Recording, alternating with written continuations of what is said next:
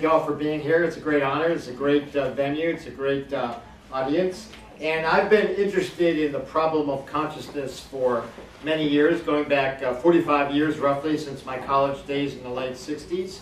And when I went to medical school, I was interested in the brain-mind problem and wound up in anesthesiology because my future chairman said, if you want to understand consciousness, figure out how anesthesia works. And so I did, and I've been an anesthesiologist for 40 years. And I'm still fascinated by the problem of consciousness. When I put my patients to sleep, and I wonder, why are they here in the first place? What is consciousness? So that's the question before us. And consciousness is really the most important thing there is. Without it, we have nothing. So what is consciousness exactly? So there are many ways to study consciousness. And we take it for granted that when we open our eyes, the world out there appears inside our head. Now we can also have internal states. And being, the world out there, appears inside our head. And being is meant to imply conscious awareness. The brain does many things that are not conscious. In fact, it's quite active under anesthesia. But being in this talk, whenever you see it, implies consciousness, having awareness, phenomenal experience. It's even hard to define consciousness, but we all know what it is. You know it, you have it, I have it, although we can't prove it. I can't prove that you're conscious. You can't prove that I'm conscious. It's a problem in anesthesia because we can't say for sure our patients are unconscious. Nonetheless, you know what it is, and I know what it is. So we're not going to spend a week, as some conferences have done, trying to define it before we explain it. But how do we, it's approached through many disciplines. Starting at the top left, the neuroscientist probes the brain with electrodes, and then roboticists and artificial intelligence people try to emulate consciousness in computers and robots. The artist tries to capture the essence of consciousness in artwork. The physicist tries to understand reality, the nature of reality, and that's Schrodinger's cat, which is both dead and alive, and we'll come to that later. The psychiatrist has his subjects look inside and go deep inside their mind. The anesthesiologist looks suspiciously like me for some reason. He tries to understand consciousness, how anesthesia works. The meditator, of course, looks inward into his or her own mind. And the Western philosopher, like Plato over there, also ponders the nature of consciousness. All these different approaches. It's a very interdisciplinary question. Now, there are two general views about what consciousness is. The first one, and probably the most popular one, is that the brain is a computer which produces consciousness as output. And we've heard a lot about this, and I'll talk a little bit about this in a minute. But this is the general view. The brain's a computer, it does a bunch of stuff, and consciousness appears as the output. But who looks at the output? That's the problem. Who's inside looking at it? That's the mystery. The second view that many people hold is that the brain is a receiver, like a radio or television, which tunes into consciousness present in the universe. So consciousness is out there, and we just tune into it somehow. I think that both of these are partly correct. Let's begin with this question. When did consciousness arise in the history of the universe? Here we have the universe from the Big Bang up until fairly recently, with some landmark events. And when did consciousness arise? Where did being arise? Now, many people would say that consciousness is fairly recent and occurred in humans or species just below humans with the advent of tools or language. Others would say consciousness occurred with animal life, with eukaryotes, several billion years ago. Others would say consciousness began with life, with first life, 3.5 to 4 billion years ago. And still others would say consciousness began before the Big Bang, or preceded the Big Bang, and actually may have caused the Big Bang and gave rise to the universe. Let's boil that down to one question in particular. Which came first, life or consciousness? So I'm picking just one point on that line. And neuroscience, psychology, Western philosophy, the brain as computer view would say that life came first. Consciousness evolved as an adaptation of living systems, someplace since the advent of life. On the other hand, Buddhism, panpsychism, Vedanta, Hinduism, spiritual approaches would say that consciousness came first. Life followed and evolved because of consciousness. Life might have even originated to access and take advantage of consciousness. And Roger Penrose and I have suggested in our recent paper that evolution is driven not by survival of the genes, but to optimize consciousness, to feel good, as it were. There are a couple seats up front if somebody wants to come up, and some over there. So come on up. Now, in Western philosophy, and this is meant to be Plato, Plato observed that the world out there is all in his head. So light enters his eyes, bing, he has a moment of conscious experience and sees the outside world. The world is his consciousness is a representation of the world out there. However, he also realized that this meant that he didn't really know what was out there. He only had the representation of the world in his head. And to prove this point, or illustrate it, he came up with the allegory of Plato's cave, of the prisoners who could only see their shadows on the cave wall. So for them, two-dimensional activity was reality. They didn't know there were 3 dimensions or 4 dimensions at the time. And some people take this to imply that there are more dimensions or there's a deeper level of reality to what we see.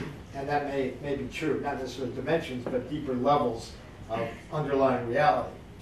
Now, Descartes said in the 17th century, following on Plato's idea, that we don't really know what's out there. And in fact, we could each be a mere brain in a vat, fed information by an evil genius.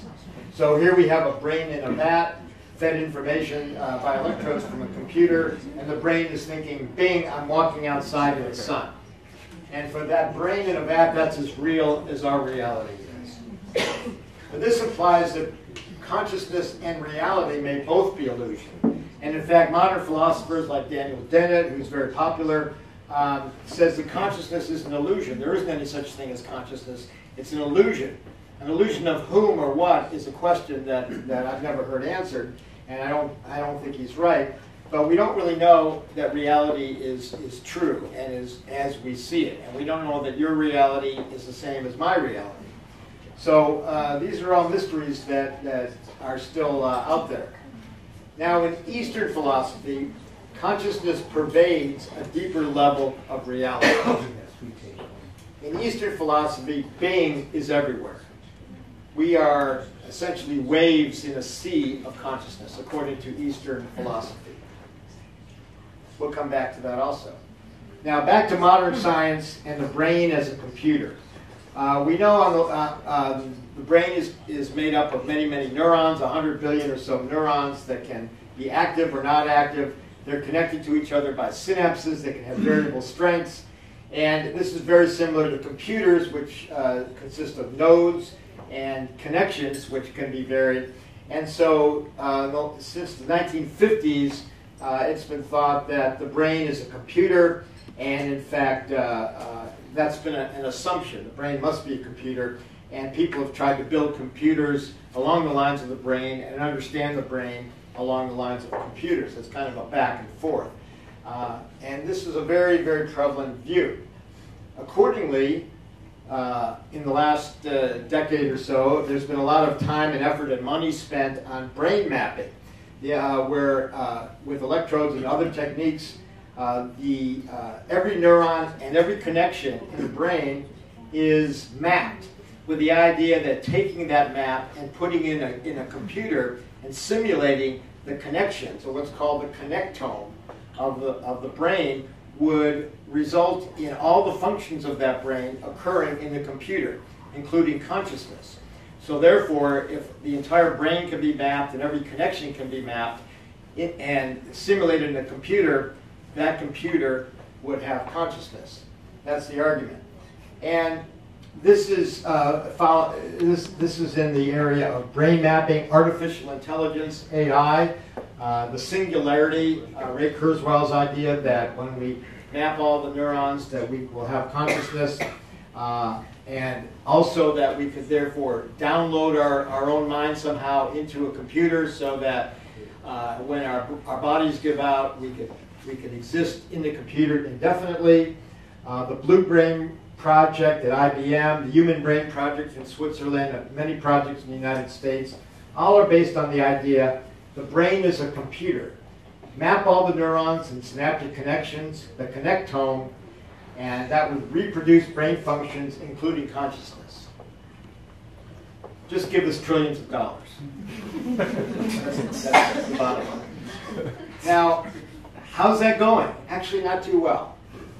For example, a few people, actually a worldwide consortium, got wise and said, before we wait, it's going to take a long time, if ever, to map every connection in the brain. Why don't we begin with a nervous system that we know about? Now this worm, this simple worm called C. elegans, has been studied for many, many years. The entire nervous system, its brain consists of 307 neurons, which you see mapped over on the left and then illustrated here, is known. And so every neuron, every synaptic connection of C. elegans was mapped into a computer, and a simulation was done. And they had a big fanfare and a big build-up, and on a certain day they were going to let it stimulate it and see what happened, and nothing happened. The brain, the worm just lays there. It doesn't have any behavior. It kind of twitches a little bit, but it doesn't swim around. It doesn't have any worm-like behavior. So worms, they can swim around. They can do various things. They're alive. They're fairly clever. But the simulated worm, based on brain mapping, did nothing. Something is missing. Now, on the other hand, the worm has 307 neurons. On the other hand, if you take a single cell paramecium, it's one cell, it doesn't have any synapses, it's fairly clever. It swims around, you see it swims into an obstacle, it backs up, it goes the other way. It can learn. If you suck it into a capillary tube, it escapes faster and faster each time. It can avoid predators, it can avoid obstacles, it can find food, it can find a mate and have sex.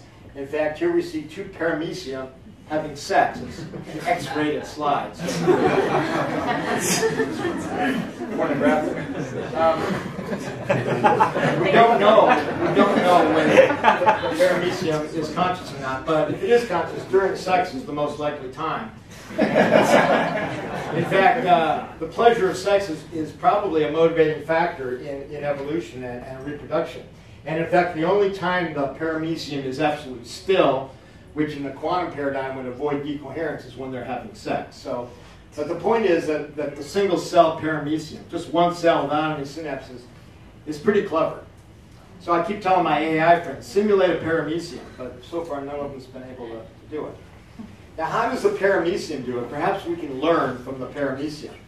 So on the left, we see that the paramecium has these hair-like projections sticking out all around it. And these are both sensory organs and motor organs, like oars. So when it bumps into something, it bends these hair-like structures, and then they move in a coordinated fashion like oars, and it swims away. Now, if we cut a cross-section of each of those cilia, they're called, and we have cilia in many parts of our body, in our lungs, our GI tract, all over the place, we see that it looks like this. So here's the cilium here, and it's made up of 9 pairs of structures with a central pair called microtubules. And then if we look at one microtubule, we see it here. This is a microtubule. It's found not only in paramecium, it's found in all of our cells, particularly in nerve cells. And it's a lattice structure, a polymer about 25 nanometers in diameter. And how does the cilium bend?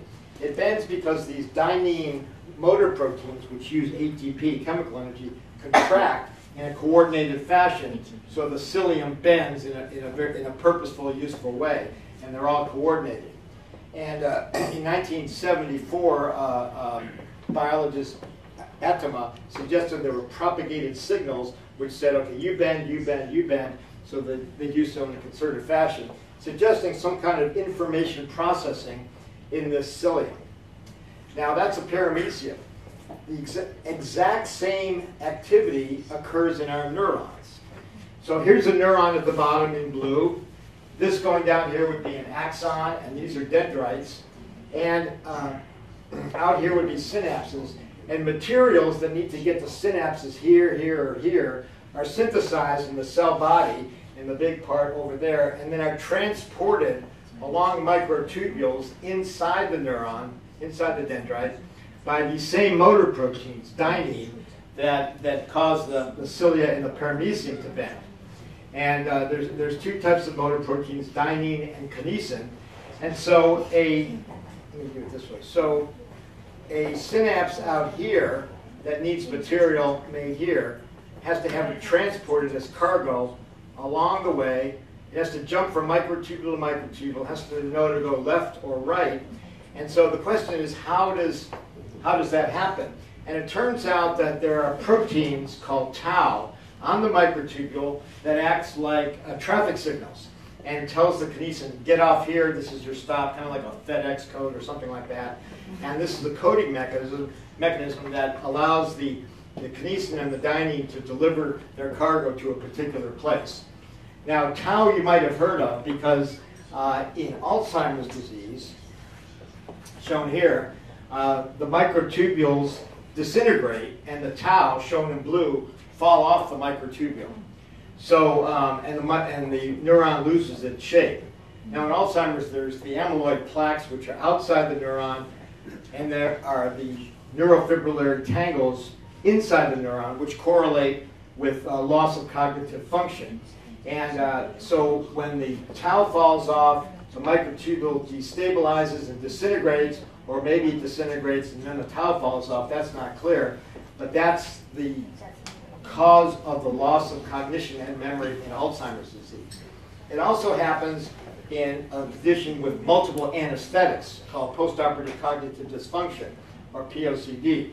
So very young people, babies who need multiple anesthetics for certain congenital problems and they need a lot of surgeries, or old people who need a lot of surgeries, they kind of lose their marbles. They kind of lose memory function, cognition, and it's because they have a picture very much like Alzheimer's, where their microtubules fall apart.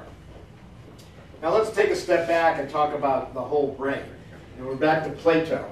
So when Plato sees the tree, the light enters and it goes from his eye through the optic nerve, which is not shown here, into the thalamus, which is kind of the central processing for sensory inputs. And information goes in 3 waves before we get to consciousness. In the case of vision, the signal goes to the back of the brain in V1, and in the second wave to the front of the brain, the prefrontal cortex in wave 2, and then the third wave results in Bing, results in consciousness. Now, it's interesting that under anesthesia, the first wave continues, the second wave continues, only the third wave is blocked. And this is very strange because the neurotransmitters are the same, and everything else seems to be the same. It's only the third wave that's affected by anesthesia, and we use the first wave and the second wave for evoked potentials under anesthesia for example, in spine surgery. We stimulate, or the physiologists stimulate the foot or the arm, and we measure from the brain to know that the spinal cord is okay. So it's only the third wave, and that's been shown with all types of anesthetics studied. Now, what happens when the third wave gets to the cortex, gets where it's going, and consciousness happens? There's another set of 3 waves. The thalamic inputs go into layer 4, and from 4 they go to 1, 2, 3, and 6, and from 1, 2, 3, and 6 they converge on layer 5 pyramidal cells. The giant pyramidal cells in layer 5, which seems to be where consciousness is located, or is most. It may occur elsewhere, but it happens there most likely. And Bing seems to be located in these pyramidal cells, and then the axons come down after the consciousness occurs and say, move my hand, or raise your hand, or speak, say something, and controls behavior. And these apical dendrites that arise vertically give rise to EEG. Now let's look inside the pyramid. And we see those same microtubules which integrate inputs to before firing.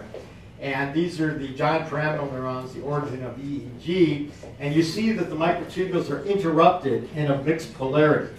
And they're supposed to be they are part of the cytoskeleton, structural support. So you would think for structure, you wouldn't want to break them apart into little pieces. You wouldn't want your femur and your thigh to be broken by its side by side. So this is not for structure, it's for some sort of information processing. And they're actually in mixed polarity, which may give rise to resonances, which I'll talk about later. So this is the most likely site for consciousness at the end of integration in pyramidal neurons in the microtubules. And on the far left, we see the structure of a microtubule. It's made of individual proteins called tubulins, which are these peanut-shaped proteins that can have multiple different states, and suggesting that they may be processing information and interacting. And in fact, that is what I think is happening. So microtubules and pyramidal neuron, dendrites, and soma are the most likely site for consciousness and also memory. So let's talk briefly about memory, which is another mystery. Now, most people would say that memory is in the synapse. So this is a paradigm of memory that goes back 50 or 60 years called LTP, long-term potentiation. It was shown by Bliss and O'Keefe and others in England that if you have a neuron on the top, we just see its axon, and you stimulate it intensely but briefly, that you get a prolonged increased sensitivity at this synapse.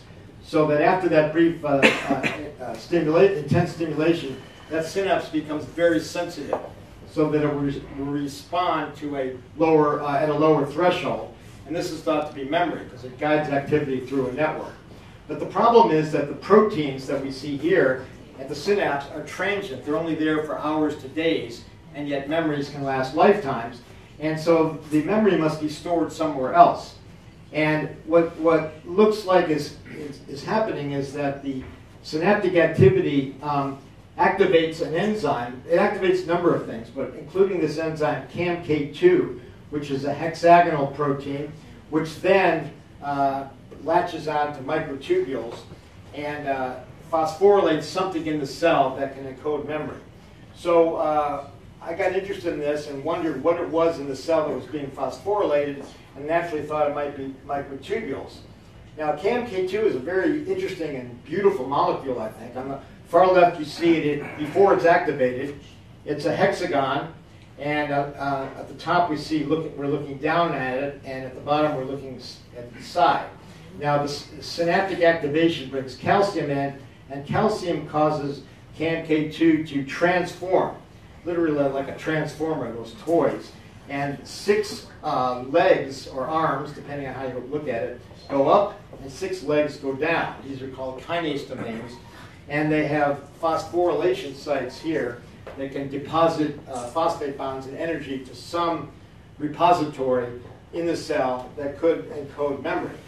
So, being a hexagon, I saw this and I wondered, well, I wonder if microtubules, which are hexagonal, might be where they're going.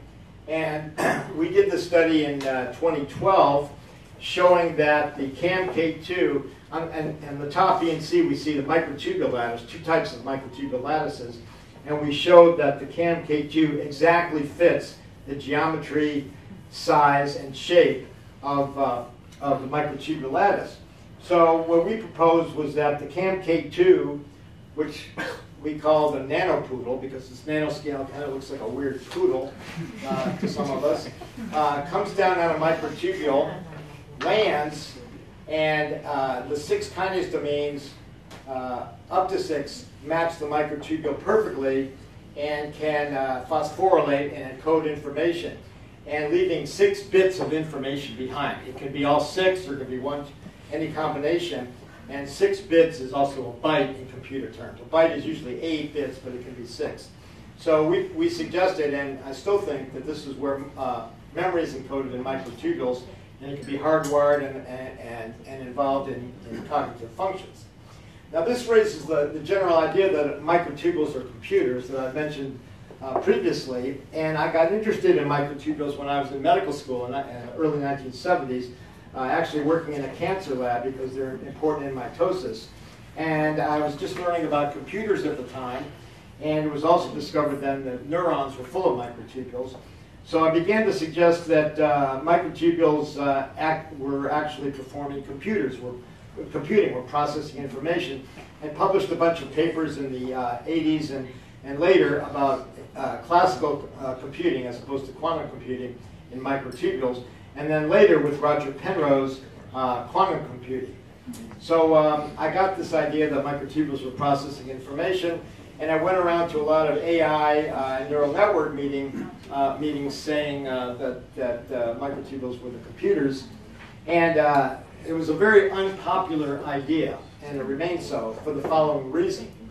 The brain mappers or the AI people or the singularity people who were trying to map the brain and gain equivalence of brain processing in a computer were assuming that there are 10 to the 11th neurons in the brain, each having 1,000 synapses firing or being active about 100 times a second, giving 10 to the 16th operations per second per brain.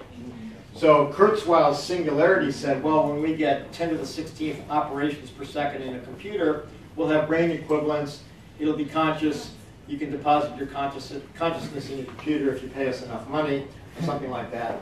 And then I would go around and say, no, that's not the case, because if you look at the microtubules, and if you think about a paramecia, that can't be right. So if you think about the microtubules, you have 10 to the 11th neurons, the same 10 to the 11th neurons per brain. You have 10 to the 9th tubulins, the subunits per neuron, switching at about 10 megahertz. And we now know from other work that I'll get to later that the microtubules vibrate at about 10 to the 7th hertz. So this gives 10 to the 16th operations per second per neuron. So what I was saying was that each neuron had the capacity of what they were saying the whole brain had. And therefore, the whole brain would have something like 10 to the 27th operations per second for the entire brain. Well, they didn't like me very much. And, go away, you bother us. Don't listen to him, he's crazy. Because it meant that their goalpost was much, much farther downstream, and they had much more work to do. But then one day, in about 1990, somebody said to me, okay, wise guy, let's say you're right. Let's say there's all this information processing. How would that explain consciousness? Love, joy, feelings, emotion, envy, greed, feelings, all that stuff. Consciousness, awareness. And where's consciousness? Where's the being? Is something else required? And could it be quantum physics? The reason I say that is the same person suggested I read a book by Roger Penrose who was suggesting just that there was something else involved. And so I did. And it kind of changed my life, actually. I read this book, The Emperor's New Mind, by Roger Penrose. He wrote it in 1989. And it was many things. It argued against consciousness being a computation. He said, for example, computers can do a lot of great stuff, a lot of complex processing, but they don't understand anything. A computer might beat you in chess because it can algorithmically see all the possible moves, but it doesn't really understand the game. And John Searle's argument of the Chinese room argument, he called it, where someone who doesn't understand Chinese is given a lookup table with each Chinese character and its English equivalent, could actually translate, but didn't really understand Chinese one bit. So understanding is not a computation. And Roger argued that understanding needed something outside the system, something that was non-computable.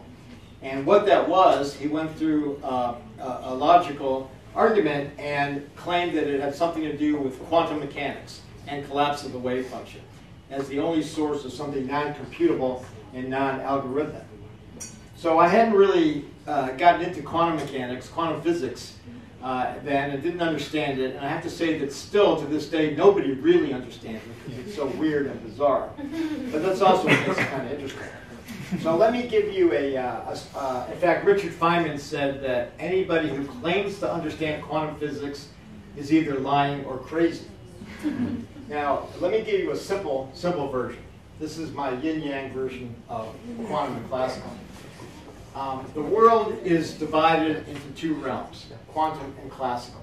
The classical world we're very familiar with. It's the world we know. Newton's laws, electromagnetics, the gas laws, gravity, etc., etc. Everything's predictable and definite. But in the quantum world, things are completely different.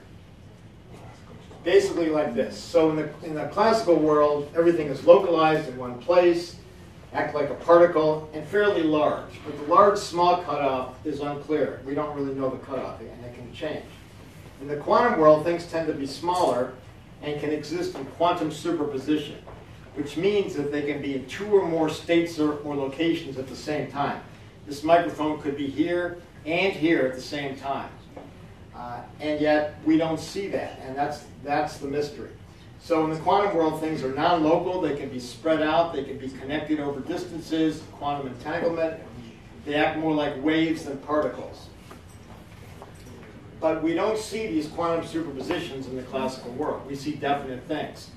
And this is called the measurement problem in quantum mechanics. Because if you make Niels Bohr and others at the turn of the 20th century noticed that if you make a measurement on a quantum system, even after you made the measurement, until a conscious observer looked at the results in the machine, they could still be in quantum superposition. So this led to the conclusion that consciousness collapses the wave function. This is called the Copenhagen interpretation, because Niels Bohr was from Denmark and from Copenhagen, and it became known as the Copenhagen interpretation, also von Neumann, Wigner, and more recently Henry Stapp, that consciousness causes collapse of the wave function. Now the problem with this is it puts consciousness outside science as some mysterious entity. Now before I leave this, let me say that what we think happens is, or actually even that would be consistent with the idea that consciousness is on the boundary between the quantum and the classical, on this S-shaped curve, the transition between quantum and classical. And I think that's true. The question is, which causes which? Now, Erwin Schrödinger, took exception to the idea that consciousness causes collapse. He thought it was a bizarre and silly idea. And so he came up with this thought experiment to show how ridiculous was the notion that consciousness caused collapse. So he said, let's say you have out here a quantum process, like a photon both going through a half-silvered mirror and being reflected off the half-silvered mirror. It would both go through and not go through. And if it reflected, it would go into the box, trigger the hammer, which broke the vial, released the poison, and killed the cat. But because it both entered and didn't enter, the cat would be both dead and alive until someone opened the box and took a look. And this is the logical deduction from consciousness causing collapse. And as I said, it puts consciousness outside science. So Schrödinger was showing how absurd was this conclusion, but still, after all these years, we can't say that that's not the case. We don't know how large a quantum superposition can become. Well, Penrose had an answer to that, but I'll come to that. But this is known as the Copenhagen interpretation, or the observer effect of quantum mechanics, that consciousness causes collapse. There's some other ideas about this. For example, the multiple worlds hypothesis. The idea that superpositions don't collapse, that if something is in two places at the same time, each one continues and evolves. It's a separation in the underlying structure of reality, in space-time geometry, for example, and continues on and evolves its own new universe. There is no collapse. So every possibility has its own universe, and that there are an infinite number of parallel overlapping universes.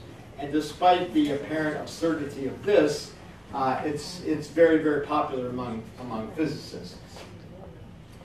Now, there's some other theories, but then Roger Penrose came along and said, gave a third distinct possibility, that the separations do occur, just like in multiple worlds, but that the separations are unstable and eventually reach an objective threshold for quantum state reduction. So he called this objective reduction, OR. The idea here is that collapse causes consciousness. the opposite of consciousness causing collapse. So there's a spontaneous collapse, and that gives consciousness. But to get there, he started by saying superposition is separation in underlying reality, like multiple worlds, but the separations are unstable and reduced by the subjective threshold given by the uncertainty principle E equals h over t, avoiding multiple worlds. Now, E is the amount of superposition. You can think of it as the amount of mass separated from itself, the amount of space-time separation, and h is Planck's constant, and t is the time at which collapse will occur.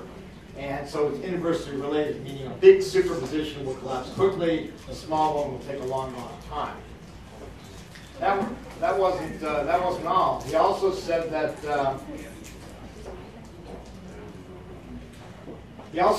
each such OR event or collapse is accompanied by subjective experience. Each collapse gives a moment of subjective experience of being. And the choices selected in each collapse were not random, as they were said to be in Copenhagen, for example, but were influenced by what he called Platonic values embedded in the structure of the universe in space-time geometry. And this is actually very interesting. What it means is that in the case of consciousness, in our consciousness, for example, if we're mindful and thoughtful, when we make a decision, whether it's instinctive or intuitive or thoughtful, our choices may be influenced by Platonic values embedded in the universe. And some people have taken this to mean the way of the Tao, or divine guidance, or something of that nature. It also meant that consciousness is connected to the structure of the universe. Now, these latter things have spiritual connotations, although Roger doesn't talk about that. He leaves it to me to talk about it. But because he just doesn't find it useful and stays out of trouble. Now, what does it mean that consciousness is in the structure of space-time geometry? What is the universe made of? And by the way, Chris's father, Erwin Laszlo, suggested that a very similar thing with the Akashic record being embedded in the structure of the universe. So it's very similar to that, actually. But what is the structure of the universe? So if we, this is actually from Brian Greene's work, and I disagree with him on a number of things, but I borrowed this slide because it shows that if we start at the top and go downward in scale, and we're expanding, and things are actually getting smaller, but I'm showing them as bigger. If you imagine yourself shrinking smaller and smaller, you get to the size of an atom, and then you go smaller and smaller and smaller, eventually things might be kind of smooth, but eventually you get to the basement level, the Planck scale, where there's information, where there's coarse irregularity. So there's information embedded at that level, which actually may repeat at multiple levels, all the way up to the level of biology. But then Penrose asked the question, addressed the question, unlike these other views, how can particles exist in superposition in two or more locations at the same time? And he tackled this problem head on. Nobody else has addressed it. You know, how can things actually be in two places at the same time? It's very bizarre. So to address it, he started off by simplifying space-time and taking four-dimensional space-time, 3 dimensions of space, 1 dimension of time, and bringing in Einstein's general relativity, in which curvature is equivalent to particle location. So Einstein said mass is equivalent to curvature in space-time. He famously predicted that a star behind the sun could be visible during an eclipse, for example, because the mass of the sun would curve the space-time, and you could see it. And then Arthur Eddington, in 1929 or something, went to a mountaintop during an eclipse, and sure enough saw a star known to be behind the sun off to the side because the mass of the sun was curving it. Now that's for large mass, large space-time. Penrose said the same thing is going to apply at very small scales. So for example, a small particle is going to be equivalent to space-time curvature, and he showed this here in 2 dimensions.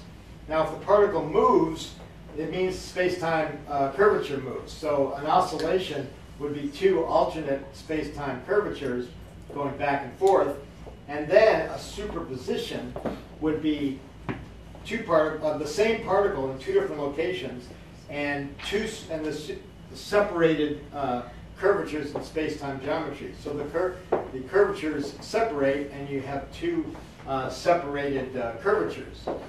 Now, if these were to continue, you would have the multiple worlds hypothesis. Universe 1, one particle would go to universe 1, and the other particle would go to universe 2. This would be the multiple worlds view. However, Penrose said, no, after a time t, the separation in curvature becomes unstable, and one of them will cease to exist, and the other one will be selected at this threshold, E equals h over t, and at that moment, there would be a moment of conscious experience. So that the spontaneous collapses, which would be occurring everywhere, in the microphone, in the table, in the air, all around us, would be happening all the time, giving rise to these moments of consciousness, or in this case, proto-consciousness, because they'd be occurring everywhere, randomly, but without meaning, without cognition, without memory. They wouldn't be connected to anything. They'd be occurring here, there, and everywhere, but never be noticed or never have any impact. And this is kind of like panpsychism, the idea that consciousness is everywhere in the universe. It's kind of like the idea that if you go to the symphony, before they start playing, that every individual musician and his or her instrument is warming up. So you hear random sounds, tones, noise, and isolated notes of an orchestra warming up. You've all heard it. And then they begin to play, and it's a symphony. So the question is, what in the brain turned the disorganized random notes into the symphony that is our consciousness? And that's where I came in and raised the question whether the brain microtubules might be the quantum computers that he needed to orchestrate random proto-conscious OR moments into full, rich, conscious experience, like music. So, and in this case, the perception of the rose, rather than being just a pattern of activity in her brain, would be due to the fact that she was reproducing a particular space-time configuration correlated with the redness of the rose. Much more complicated than just three curvatures, but maybe you'll get the idea. So the actual space-time curvature could be reproduced, so the essence of the redness of the rose would be in her brain, in all of our brains. So could brain microtubules orchestrate random proto-conscious OR moments into full, rich, conscious experience, like music?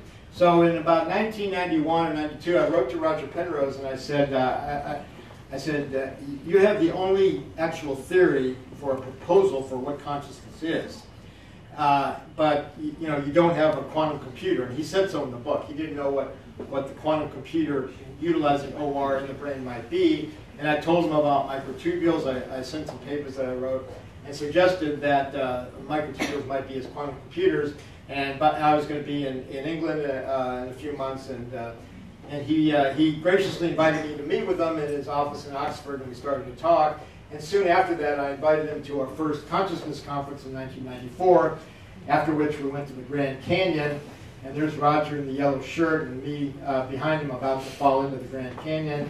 And on the far left is David Chalmers, famous philosopher, and some other friends. And we had a great time. We hiked through the Grand Canyon. And we started to cook up our theory at that time, which we called Penrose Hameroff, because he was the first author on the first paper, orchestrated objective reduction. So the OR from his collapse of the wave function, orchestration implying the microtubules regulate the OR to give the full rich conscious experience, much like the orchestra begins to play. And in that picture, that's from a few years ago at the Stockholm conference, where he was being literally mobbed. I was beginning to worry about him being physically hurt, so I was kind of his bodyguard at the time. But the basic idea is that inside neurons we have these microtubules, and each tubulin can be a protein qubit, they're called, and that if you reach a threshold, you have a collapse, and bing happens, and consciousness occurs. Or you can look at it this way, that when that happens, it correlates with a collapse in space-time geometry, because really everything is just curvature in space-time geometry. And we've refined it a little bit to correlate it with dipole oscillations, quantum dipole oscillations in the microtubule. But the critics said back then, and some still say, although they're wrong for reasons I'll tell you in a second, the brain is too warm, wet, and noisy for delicate quantum effects, for quantum coherence. Because if you try to build a quantum computer in the laboratory, any vibration, any thermal noise, any heat will disrupt the quantum coherence. And so they build these quantum computers at absolute zero temperature, no heat at all. And yet the brain is too warm, wet, and noisy. So we heard about that for a long time. You guys are crazy, the brain's too warm, forget about it. And we said, well, you know, billions of years, the biology probably figured out a way because it would be favorable for evolution. But you know, given that AI was against us and everybody else was against us, they didn't take it seriously. But then about 10 years ago, it was realized that plants use quantum coherence in photosynthesis to make energy and food. So here we see a carrot or any vegetable, any plant. And on the left, you see that the photons are absorbed to a light harvesting complex. The energy is converted to electronic excitations through an FMO protein to a reaction center where the food is made. And in the FMO protein, we see these chromophores, which are pi resonance clouds. And the energy, it turns out, travel through all 7 of these simultaneously. The energy is excitonic energy in quantum superposition of all possibilities to get through to the reaction center. And that allows very efficient transfer, without which we wouldn't have the food, we wouldn't have vegetables for animals to eat, we wouldn't have vegetables to eat, we wouldn't have animals, and life probably wouldn't exist without this. So this quantum coherent transfer occurs among these nonpolar pi resonance clouds. And so this quantum coherence is necessary for life. So if a carrot is smart enough to use quantum coherence, you know, maybe our brains figured it out. And indeed, about a number of years, 5 or 6 years ago, this fellow Anirban Bandyapati, whom I met at Gino's conference in Hong Kong in 2009, did some amazing experiments on microtubules. So what he did was, you see up top here, the red thing is a microtubule, and he used nanotechnology. And this is at ambient temperature, in warm temperature. And of course, the plant photosynthesis is at warm temperature, in sunlight. And he put 4 electrodes and used 2 to stimulate and 2 to record. And he found that the microtubule is a good insulator, except when it was stimulated at certain resonant frequencies. So for example, at 8, 10, and 20 megahertz, the microtubule became highly conductive, quite possibly quantum conductive, although there was resistance between the electrode, and also down in the kilohertz. So this showed that there was some resonance in the microtubule that could lead to quantum coherence. He published 3 papers in 2013 and 2014. And then he went to MIT and did a similar experiment inside active neurons, putting nanoprobes inside active neurons, and did even more amazing experiments. So over here you see 2 neurons, 1 and 2, with a number of electrodes. And he found these resonances, which are self-similar at different frequencies. And very self-similar at hertz, kilohertz, and megahertz. Then he went down in scale to the microtubule and found very self-similar patterns, kilohertz, megahertz, and gigahertz. So we're going smaller and faster. And by the way, he called these octaves, which is apropos of this room that we're in this building. And also for music, because it's like vibrations changing scale, but it's like a melody playing at different octaves in music. And then at the level of individual tubulins, he got the same thing and even faster, megahertz, gigahertz, and terahertz, the same octaves down here. So then he actually recorded from inside a neuron and down converted it to audible. So I'm going to play this for you, hopefully. So those are the octaves. And you can see it's sweeping across the frequency range. And he calls this the singing of the microtubules.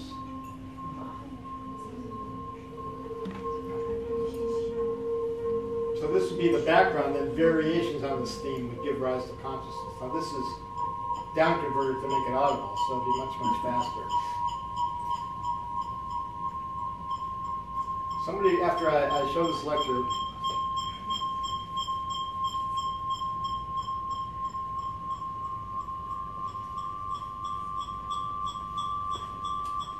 somebody asked for this file to use in a rock song. So if you hear this in the background of a rock song, you'll know where it came from.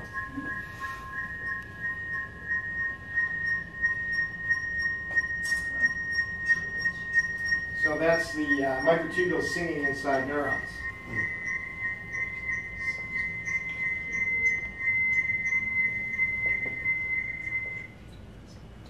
So if we kind of put this together, here's the basic idea that if you start at the level of a neuron and then go smaller microtubule, individual tubulin pathways and the dipoles, and then some other evidence suggests that anesthesia acts to block these dipoles, which is why you lose consciousness, correlating with the same kind of resonant triplets, he calls them, at frequency, at repeating every 2 to 3 orders of magnitude, from the very slow, like the EEG in hertz, through kilohertz, megahertz, gigahertz, and terahertz. And in fact, Roger and I suggested in a recent paper that the EEG is actually beat frequencies. You know, like in music, if 2 guitars are slightly off tune, they give a beat. And EEG may be a beat frequency. And other evidence has shown that the EEG is hierarchical. And if you go from a level of neurons on up, but we take this deeper inside the neuron, so we can go into gigahertz, kilohertz, megahertz, gigahertz, and then terahertz. Now, what would happen if we continued, since these are vibrations in space-time geometry, if we continued this way, we would go into the structure of the universe itself, and Bing could occur at deeper, faster levels, even possibly independent of biology. And so it's possible, it's conceivable, that, for example, at the time of death or after death, that consciousness can exist at deeper levels of the universe, or that meditative states or altered states, you go deeper into the structure of the universe and then come back to where we normally are. So I'm not advocating the fact that consciousness necessarily exists after life, but I don't think we can rule it out. I don't think anyone can say it's impossible until we know the actual mechanism for consciousness. And if it follows this quantum idea, then it's conceivable that consciousness can exist in the universe independent of biology. And the intensity would get greater as you go deeper down. And it reminds me of that song by the Beatles, the deeper you go, the higher you fly, the deeper you go, which means that as you go deeper into the level of the universe, you get more intense conscious experience. So that's speculative, but again, until we know what consciousness is, we can't say that it doesn't happen outside the body. Okay, what are the practical implications of all this? So as brain microtubules resonate in megahertz, could mental and cognitive disorders be treated by applying megahertz vibrations to the brain? So when I found out about Honorbaum's work in megahertz, I knew at that time that there were various types of non-invasive brain stimulation techniques. For example, transcranial magnetic stimulation, TMS shown on the left, transcranial electrical, both direct current and alternating current. This was being used to treat depression, improve cognition. Gamers were using this to improve their ability to play games, and they tried it on pilots to see if they could react quicker and so forth. And with sort of mixed results. But then I wondered, well, had anybody put megahertz into the brain? And megahertz in electromagnetic is radio waves, and I wasn't interested in that. But in mechanical vibrations, it's ultrasound. So, which is used in medicine, has been used in medicine for many, many years. For example, to image fetuses in the uterus, and in anesthesia, we use it to find the jugular vein or to find nerves, to do nerve blocks. And the ultrasound passes into the body, echoes off structures, and you get an image, as we see here, of the fetus. So I looked up to see if anybody had put ultrasound into the brain and to look for effects.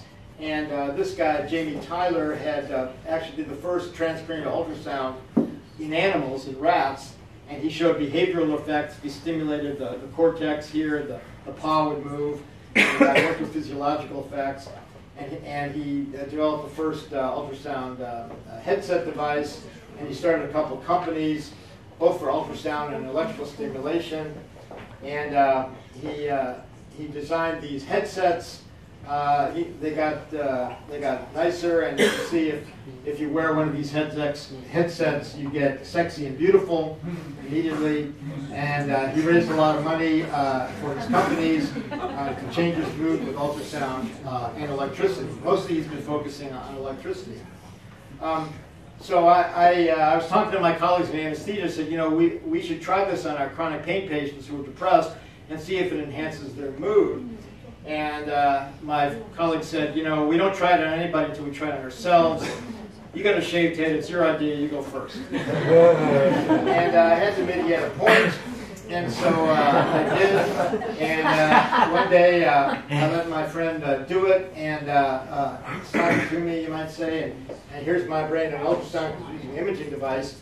And when I first did it, I didn't feel anything. You don't feel it, and I didn't feel anything. I put it down and said, well, that's too bad. It's not going to work. And then about a minute later, I got a buzz, and I felt really, really good for about an hour. I was literally buzzed for an hour. And I said, okay, we should try this on our chronic pain patients, and so we did. And we found improved mood. We did a visual analog mood scale, and found that 15 seconds of ultrasound at subthermal. We're very careful to be below the thermal level. We don't want to heat the brain. At high intensity, you can't heat the brain.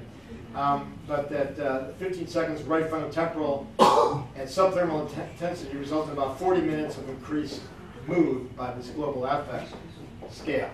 And subsequently, I got my other colleagues involved, and we did a number of studies. We showed that the ultrasound propagates across the brain, so it does penetrate the brain quite nicely at low intensity. And we did further studies with these colleagues here. For example, here we compared waveform A was 30 seconds, waveform B was 30 minutes. So it turns out that you're better off with short stimulation rather than long stimulation, and both were better than placebo. We also tried it at the vertex, and we found no effect on mood overall, but some subjects had uncontrolled laughter. They wouldn't stop laughing. I said, "You want us to stop?" They said, "No, no, no." Increased mindfulness by non-attachment scale and out-of-body experiences. So that's interesting. And we showed that 2 megahertz versus placebo gave a clear improved mood after 30 minutes, and probably longer. And then this paper came out. Don't bother reading it. I'll just tell you what the bottom line is that these people in Australia were using ultrasound to open the blood-brain barrier and putting in microbubbles to get a drug across that they wanted to treat Alzheimer's in these animals that had genetically induced Alzheimer's.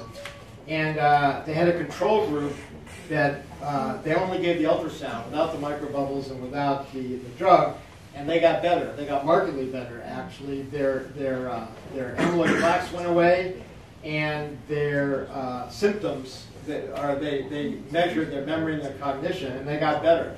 So these mice got better with their Alzheimer's. They said it should be explored further with therapeutic potential in Alzheimer's disease, but that it would take a few years to figure out how it could be safely used. And I wrote to them, I said, hey, we've been doing this for a couple of years, and let's get on with it. And since Alzheimer's is when your microtubules fall apart, and Anirban showed, for example, that 2 megahertz, actually this is electromagnetic, but the 2 megahertz causes microtubules to assemble at maximal length.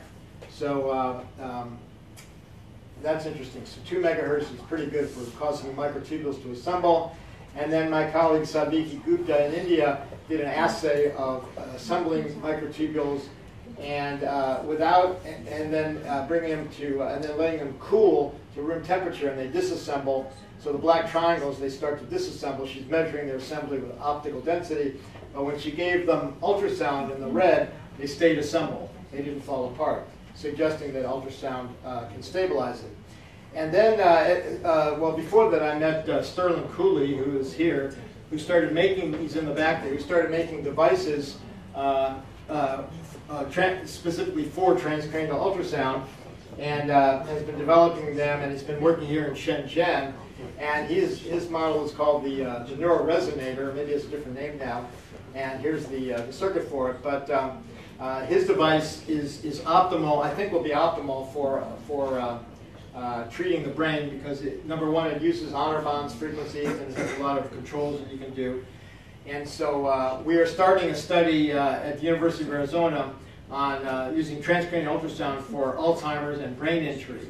And another study showed that ultrasound actually promotes connections among neurons. So we'll see it's painless, it's safe at low intensity, fairly inexpensive, and could be widely used. So we'll see what happens over the next 6 months or so with that study. So let me conclude by saying three things that, in my opinion, based on my work with Roger Penrose, that the brain is something like a quantum orchestra, and consciousness is something like music in the structure of the universe.